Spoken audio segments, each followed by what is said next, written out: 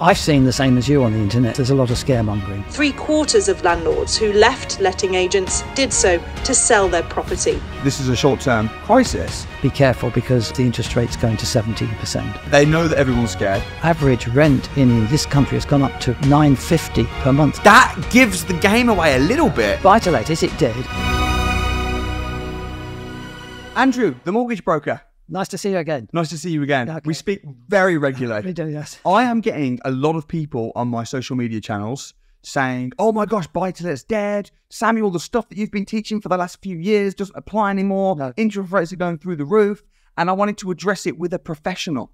Right, yes. And not that I'm not a professional, but you're a different level of professional because you're FCA regulated and you are a mortgage advisor. Yes, right. Well, we get the business of sorting out the finance. Yes. And so that's when this crops up. I've seen the same as you on the internet. There's a lot of people saying that BuytoLet is dead. Because they've been listening to the media. Yes. And of course, there's a lot of scaremongering. In fact, I had somebody last week who said her mum said that be careful because she remembers the interest rate's going to 17%. So BuytoLet, is it dead? No, I don't think it is. If you think about a BuytoLet investment, it's not for 2 or 3 years. It's for 20 or 30 years. And so there will be peaks and troughs with rents and with interest payments. This is a temporary increase in interest rates. Interest rates won't be sustained at this level for the remainder of the next 20 or 30 years. They will fluctuate. Now, at the moment, we're suggesting to people, don't panic and necessarily sell the property or all the properties that you've got. Hold on and we can help them and make recommendations as to how they can find a way around sorting out the problem. There are various things that we can do and recommend to them, but as long as they're able to hang on for a few years, let's be fair, the average rent in this country has gone up to $9.50 per month today, according to the BBC. When you started in this, doing BuytoLets, it was half that. It was. My rents were 500, yes, and the same properties are now giving me £1,000. Yes. So although interest rates are high, so are rentals. It's just that the gap between the rental and the mortgage payment at this particular moment in time is much lower than it has been in the past. But there's no question that at some stage in the future that gap will widen again, and people will start to make money again out of BuytoLets. Some people are still making money. Some of those who are lucky enough to already be in a fixed rate that they took out last year. Like me. Yes, I got my rates, thanks to you, I got my rates fixed till some of my rates fixed till 2027. Yes. A lot of my properties. Yes. So I'm loving my 3.2% interest. Thank you very much. Okay. The other thing is, in the last few days, interest rates have started to go down again. What actually happened was they increased quite a bit early in this year, and then right up into the spring, they started to go down again, even though the Bank of England was putting the rates up all the time. But in the last few days, we've had quite a few emails from lenders saying, we're putting our fixed rates down. So I think people who've got long-term plans that you're recommending for BuytoLets, I think they need to consider that this is an emergency. And although it feels as if it's going to last a long time, it is actually only a small moment in time, and the general consensus is that within the next couple of years interest rates will fall again. Do you know what really did it for me, and you told me this, so I have to credit you, is the flip between the 2-year and the 5-year. Yes. That gives the game away a little bit. It does, because yes. people were saying to me, I was saying what you're saying in terms of this is a short-term crisis. We don't know what the future holds for sure, but interest rates will probably drop a bit. That was my kind of gut feeling, and people were saying, but if you look historically, interest rates have been at an all-time low in 2019, yes, which is very true as well. Yes. But talk about the reversal from the 2-year to the 5-year fix and the importance of that when trying to predict the next few years of interest rates. Yes, yes. Well, until this time last year, if you had a short-term fixed rate, say 2 years, which was normally the minimum, the rate of interest was lower than it would be if you had a longer term, 3 years or 5 years. And so the longer you had the interest rate fixed for, the higher the interest rate. And it's been like that for quite a long time. And then suddenly, in the last 12 months, there's been a reversal. So now the longer you fix the rate, generally, not always, but generally, the longer you fix the rate, the lower the interest rate. So the most expensive interest rates are the shorter ones, the 2-year fixed rates at the moment. And that's obvious what's behind that. The lenders all think that within a couple of years, interest rates will be lower. Yeah. And they know that everyone's scared. Yes. They know that everybody wants to fix their rates as long as possible. And the fact that they're doing it now while interest rates are high shows that, they predict, the banks predict that interest rates will drop over the next few months or years. That's right. Well, there are, by the way, some rates that look cheap. So they look as if they're 3.95 or 4 point something for BuytoLet mortgages. But when you look closely at the mathematics of it, you know that if you have, say, a fixed rate for 2 years, the lender normally charges you a product fee, a couple of £1,000 or something. Right. Yeah, but these much cheaper rates, sometimes the product fee is twice that. It's 4,000. So when you actually do the maths over the 2 years or whatever you're having, you're better off paying a more contemporary rate, 5 point something or maybe early 6s at the moment, and paying a normal modest product fee, rather than living in a situation where you're so desperate to make a lower payment every month that you're prepared to add quite a lot onto your mortgage in terms of a substantial product fee. I tell the people who are a little bit screwed, the people that have bought the wrong properties with rents that are only just covering the payments. That's a good point there, because we've had complaints from mortgage borrowers for quite a few years now. Hang on a minute, my rate of interest is only 2%. But when they stress test the transaction, in other words, when they see if the rent is enough to cover the interest rate, they use, say, 5.5%, which has been the typical measure. But rates are less than half that at the moment. Well, this just goes to prove that the lenders were right in setting that sort of level. They knew what would happen. That they knew that rates would go up at some stage within however long it was, 20 or 25 years. And so they had to be more cautious in their approach. Now, that is also a good measure for somebody going to buy somewhere. Because if you go to buy somewhere and the rent against the interest payment doesn't stack up, should you be buying it? No. Because it's not just a question, can you get a mortgage on it? Is it a viable buy-to-let proposition? Okay. So it's a useful thing to have that stress test.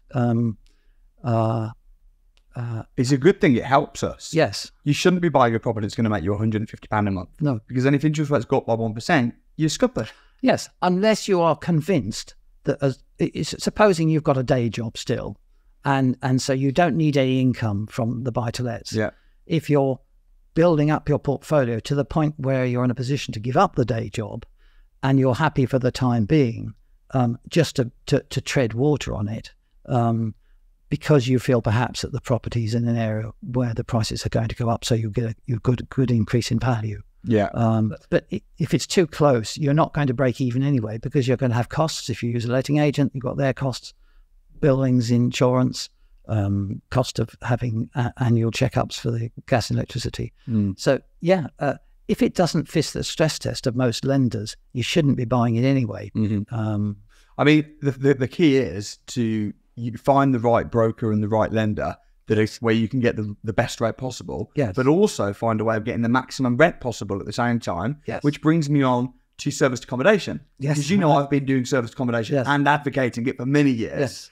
And it's an interesting one from a mortgageability perspective, because if you're buying a property and you want to rent it out effectively as a mini hotel, talk to me about the types of lenders and lending for that and how that works. Yes. A few years back, if you said Airbnb or holiday lets, a lender just sucked their teeth and said, please go away, because it was new and it hadn't been tested, and it was a scary thing for them. Like everything else, gradually, lenders have come into it and they can see that it works. I would listen to Classic FM coming here today, and they're advertising Airbnb on Classic FM. So it's an accepted, established way of doing things now. So the mortgage lenders are gradually coming into it, and they've got two approaches. One is a holiday let and one is an Airbnb. The holiday lets tend to be what they say. It might be a seaside property or somewhere which is going to be let to holiday makers. Or the other one is the one that might be in a town or city next to a hospital or somewhere else, or some works going on. And so that will be a proper Airbnb. But mortgage lenders gradually more and more are coming into the market for Airbnb. So we're getting a wider scope. However, one thing that hasn't changed for Airbnb is that I think almost all of them, if not all of the lenders, say you can't be new to BuytoLets as a borrower for Airbnb. Yes. So we have a lot of people come on who are perhaps own their own residential property or don't. Perhaps they're just tenants and they want to start off with an Airbnb. What we recommend is they find a friend or relative. We had this happen. There was a guy on my course that came to you recently. Yeah, yes. Well, what he said was, I think he was in the position where he was a tenant. Yeah, no house, nothing. So I said, can you think of a friend or relative who has got a buy-to-let, who's had it for at least a year, maybe 2 years, who is prepared to be like a silent partner and join you on this enterprise? Mm-hmm. And he said, yes, I can. Yeah. That's the solution. And so there's quite a few lenders who say, as long as one of the applicants has got experience, then we'll do the Airbnb. And the idea is perhaps if he has a 2-year fixed, maybe 3 years or something like that, his friend or relative is on there as a silent partner for that period. And then at the end of that period, we can remove them when we remortgage the property, so that he's back on his own again, because he then has the experience that the lender wants, or lots of lenders want, you know. What are you generally saying? 2-year fix or 5-year fix? It's very bespoke, because we say to them, right, what are you going to do with this property? Are you like to sell it in the next 2 years? And a lot of people say, not as far as I know. No, I'm going to have it for at least 2 years. Are you going to sell it within 5 years? They say, well, there's a good possibility. I either want to sell it within 5 years, or I might want, if it's increased in value, I might want to raise some more money on it, to put more money into the portfolio. And we say, in that case, perhaps have a 2-year, although the rate of interest will probably be higher than the 5-year, have a 2-year, so that after 2 years, you can review everything, and you'll be out of penalties after 2 years with that lender, so you've got the freedom to do what you like with it. Now, talking of 5 years, we talked about the stress test earlier. Sometimes quite a lot of lenders will say, actually, we can't lend you enough money that you want to buy this or remortgages because the rent isn't quite enough. But if you have a 5-year fixed rate, we will then soften our approach and we will give you the money you want. And the reason why they do that is because they think, well, if this person's going to be safe for 5 years, we and they know exactly what they're paying, then it's all right. We can tweak it up a little bit for them. And so there's quite a lot of that going on. But some people who say to me, well, I'm not going to borrow any more money. I'm not going to sell this property.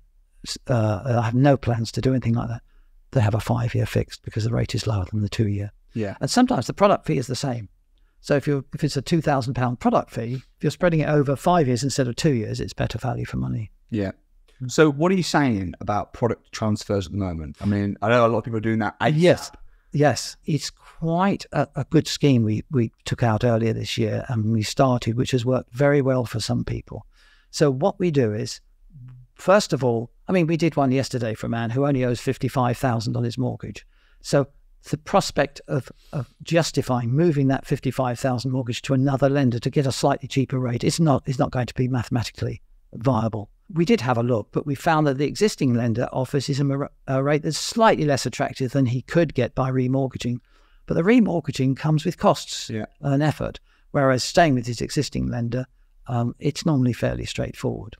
So in his case, what we've done is, I think his deal is due in November. So we said to him, okay, here are the rates available from your lender today. And I think he's chosen a 2-year fixed rate.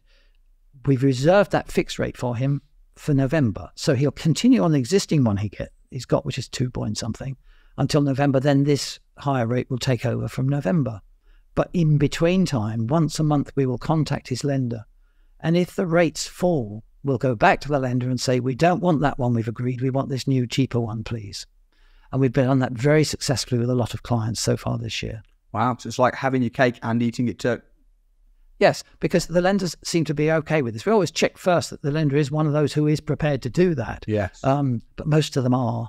And again, some of them make a small charge, 100, 150 quid for changing it. but most of them don't. Most of them just say, okay, change it. So we monitor that monthly right up to November for this man. And if the rates fall, then we'll go back and say, hey, there's a slightly cheaper rate. Let's make a change. I mean, the way I see things is if you can get a good deal now, it's a good time to buy, as long as it's cash flowing and you get the right rate and you can get the right mortgage. Yes. As you mentioned, yes, interest rates have gone up, but so have rents. Yes. And if you can do it as serviced accommodation like Airbnb and make a good cash flow, especially, yes, and sit on the property, now there are bargains. A lot of landlords are selling. Have you seen that? I have seen that. Some of our clients, of course, are in that category. What we're recommending they do before they sell is look at their portfolio. Yes. And I say to them, can you identify a weak spot in there? Is one of those properties that is niggling because it's brilliant. It's not doing very well. It's not working out particularly well as a buy-to-let. And if they say yes, there's usually one, isn't there? If they've got a big enough portfolio, we say, well, why don't you sell that one? And some of them are now who've had their properties in their personal name for some time.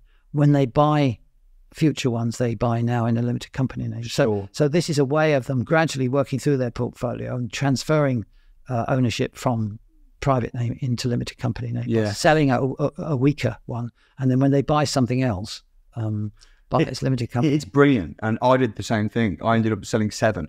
And again, it might be the EPC. Yes. So if you know that it's not going to pass the new, although they pushed that back, didn't they, from 2025 to 2028, which is a bit of a relief for some people. But I like that. If you want to sell or you want to release a bit of cash, go through the portfolio, find the headache ones. Yes. Me and my wife were getting to the point where when the management company would ring us and say, the tenant's complaining about the tap. It's like, right, sell that one. Let me talk to you about that point, because there's another issue that I wanted to bring up. Quite often we speak to a client we haven't spoken to for a year or two, and we look into the portfolio and we check the rentals and we look down the list and we say, you were getting $450 a month for that 3-bedroom house. Yeah. What you get? Yeah, still the same tenant, still $450 a month. We say, have you had advice from a letting agent? And if they get the advice, that $450 should really be $750, something like that. Yeah, yeah. They say yes, but that tenant's been there a long time. Yes, they're a very good tenant. Yes, they keep the place better than I would.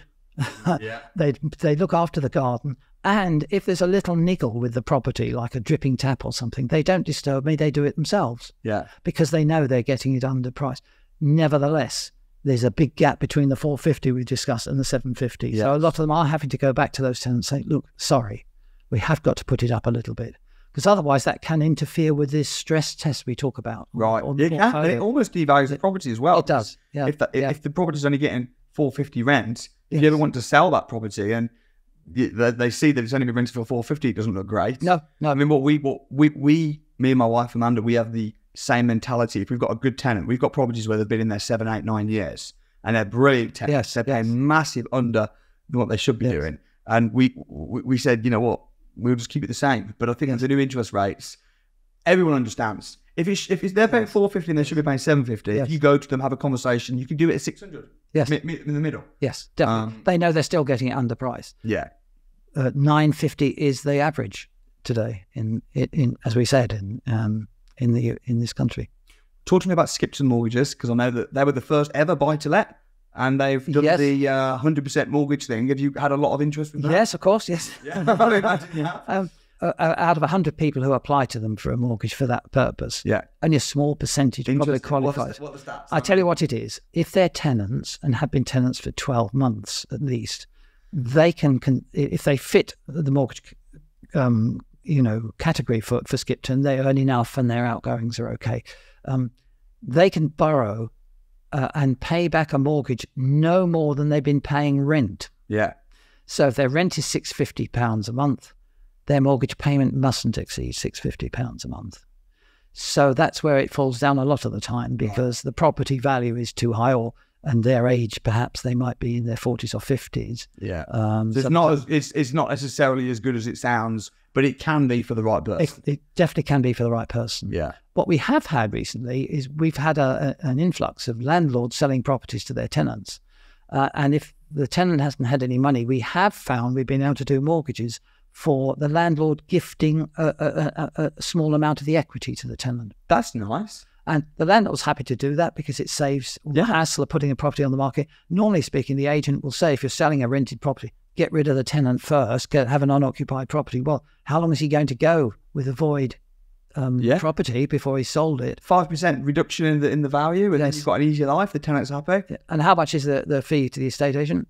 2,000 or 3,000 probably. Yeah. So they're saving all that. And so we're doing a lot of those. And so certain lenders will help with a gifted deposit for the landlord within reason. Not £30,000 or 40,000 sometimes, but a small amount. They will agree with that. If the tenant can get some money themselves together, either from their own resources or from a gift from a relative. If the house was 100 grand value, and they were earning just an average salary, and the landlord said that they would happily reduce it to 75 grand because they happen to really like the tenant. Yes. Would the tenant have to put a deposit in, or is that count as the deposit? Depends on the lender. That would be, that's got two potential hazards. First one, we know that lenders, valuers are cautious. Yeah. So they might not value it at the 100,000. They'll downvalue it. They might downvalue it. Yes. They know there's no skin in the game. Yeah. They know what's going on when the valuer comes out. So they know the numbers. So the worst thing they could do is value it at the 75. Yeah. So that's the first hazard. And the second hazard is that there's only a few lenders who will do them. So a short list of lenders, so that when you have a short list of lenders to choose from, it means the interest rate might not be the most competitive out there. Sure. And you might have to have particularly good credit to do it as well, because of the limited lenders. That's it. Yeah. What are you saying then, Andrew? Interest only or repayment mortgage right now, 2023? For BuytoLets, our advice hasn't changed. Always have interest only for BuytoLet. If you're really concerned to pay capital back, ask us, if we're arranging the mortgage, to make sure we go to a lender who allows you to overpay the mortgage, the equivalent to the capital. So in other words, if your payment of interest only is £500 a month, but to make it a repayment mortgage over the period you want it, it should be perhaps £650. Make sure we find a lender who will allow you to overpay within a limit without paying any penalties during the fixed rate period. And the typical industry limit is 10% of what you owe. So in other words, if you owe 100,000 this year, you can overpay 10 grand without paying any penalty. If you did that next year, you could overpay 10% of what you owe, then 10% of 90,000, so 9,000. But we have always had very strong feelings that if you're doing buy-to-let mortgages, you should have interest only for several reasons. And that's proved to be correct now, because it can unbalance your portfolio, the stress test on your portfolio, having repayment mortgages. But also, if your interest rate, you have no choice, but your interest rate doubles because of what's going on now, you need to have the security of knowing that you only have to pay the interest. You don't have to pay the capital on top. So, yes, definitely interest only. So supposing you have a residential mortgage, which will normally be capital and interest repayment, it won't normally be interest only. The lender might well, if you ring them up and say, can you help me? They might say, yes, we can consider giving you interest only for 6 months. Now, if you've just finished your present mortgage deal, which might have been only 1 point something %, and now they're offering you 5 point something %, they might say, well, would you like to fix the rate at 5.5% and have interest only for 6 months? That's good. That helps you, because you only have to pay interest only at 5.5% for 6 months. But we say, yeah, that's good, but come back to us and talk to us about it before you actually take any action. Because what's going to happen in 6 months is your salary going to increase so much that you can just say to the mortgage lender, yeah, I can afford a repayment mortgage on 5.5% now. You might not be able to do that, so talk to us. And what we've done recently with several cases is we've been able to rearrange the mortgage through another lender, either on interest only, so that it's not interest only for 6 months, it's interest only for the whole mortgage period, with the facility to overpay the capital as and when they're able to do it, especially if interest rates go down. Or a part and part. Some lenders will do a percentage of the mortgage interest only and the balance on repayment. That's very interesting. People don't see the bigger picture sometimes. 6 months, oh, fine, I've got 6 months. But then you're screwed after 6 months? You could be. I mean, it's all bespoke. It's all according to who they are and what their position is. But it's important to get independent advice. The mortgage lender will be as helpful as they can. They are very helpful generally, but they have limits on how far they can go with their advice. Best to speak to somebody. What about people that are saying, landlords that are considering just paying off their mortgages because they're worried about the rates? It's all very well if they've got. We have had several who've said that they've got enough money to be able to do that, pay the mortgages off. But of course, they might pay early repayment charges, so they might be better advised. We've got several who are waiting to the end of the early repayment period. Then they're paying the mortgage off. But then they have to consider that if there's a change of plan and they want to refinance the property, at what rate will they refinance it, and then the refinancing costs. So again, it's a question of talking to them about their whole prospects for the future and what they want to do. And some of them are repaying some of the mortgage. So if they owe 100,000, they're paying 25,000 off, which reduces it to 75,000. Even at a higher interest rate, it's still affordable and still works well. There's still a big enough gap between the interest payment on the mortgage and the rental income. Yeah. It's interesting as well, because if you look through history, the best deals have always happened in times like this. Yes. When there's a crisis. Yes. That's the time to get excited. Yes. And right now everyone's freaking out. Yes. Which means, brilliant. Let's do it, but let's do it properly. Yes. Let's get the right mortgage advisor. Let's get the right training. Let's get the right education. Let's crunch our numbers. Yes. And let's methodically crack along. Yes. So I'm very excited. Yes. And I'm very interested to see what does happen with rates. It's interesting the fact that they flipped the 2-year to 5-year. Yes. Very interesting to see that you're saying you think that there's a good chance that interest rates will actually drop. And they are in the last couple of days. They have. Yes. I can think of 3 lenders who've done it, and they're all lenders who are BuytoLet only, you see. That's an interesting thing as well, because people are worried, BuytoLet's great, but the lenders need the business. They do. Because you think if they're a BuytoLet lender only, and they're not doing any new business, they're suffering like everybody else. Yes. They need the business. Yes. We all got to make our money. Yes. Feed our kids. That's great. Well, it's been really good catching up with you, right. Joe. And thanks for coming on the show. No problem.